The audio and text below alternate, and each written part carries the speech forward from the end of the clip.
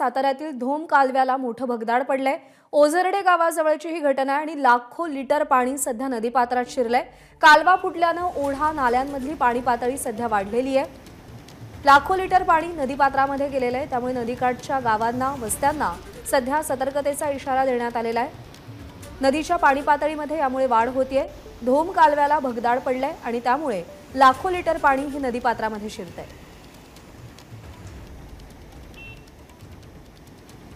साताऱ्यामधली ही घटना आहे। धोम धरणाचा कालवा फुटलाय। ओझरडे गावाजवळ ही घटना घडली आहे। लाखो लिटर पाणी सध्या नदीपात्रात शिरलेलं आहे, त्यामुळे नदीची पाणी पातळी वाढली आहे। ओढ्या आणि नाल्यांना पूर आलाय। नदीकाठी असलेल्या गावांना वस्त्यांना सध्या सतर्कतेचा इशारा देण्यात आलाय। नदीच्या पाणी पातळीमध्ये वाढ झाल्यामुळे नदीकाठच्या जनजीवनावर त्याचा नेमका काय परिणाम झालाय त्याचे अपडेट सध्या कळू शकलेले नाहीयेत, पण सतर्कतेचा इशारा देण्यात आलेला आहे। कालवा फुटल्यामुळे ओढा आणि नाल्यांमधली पाणी पातळी झपाट्याने वाढताना सध्या दिसून येते।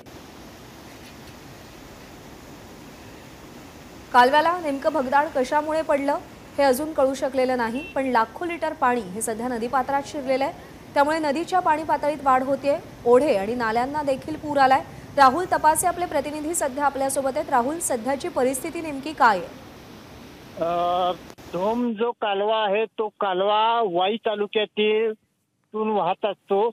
या धोम कालव्याला एका ठिकाणी ओझरडे गावाच्या परिसरामध्ये भगदाड पडलं आणि या ठिकाणच्या ओढ्या नाल्यांना मोठा महापूर आलेला आहे। सगळ्यात महत्त्वाचं म्हणजे या सध्या आता ऊसतोड सुरू आहे, त्या अनुषंगाने ज्या काही झोपड्या नदीकाठी ओढ्याकाठी लागलेल्या होत्या त्या झोपड्या मात्र वाहून गेलेल्या आहेत। यातील अनेक लोक जे सुदैवानं वाचलेली आहेत। या सर्वांना बाहेर काढण्यात यश मिळालेलं आहे। या झोपड्यामधील काही जनावरही अडकलेली होती, त्यांनाही काढण्यात यश मिळालं एकंदरीत दिसतंय।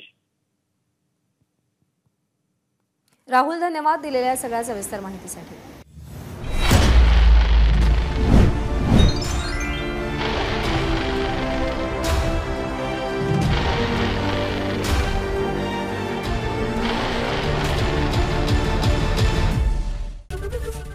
एबीपी माझा, उघडा डोळे बघा नीट।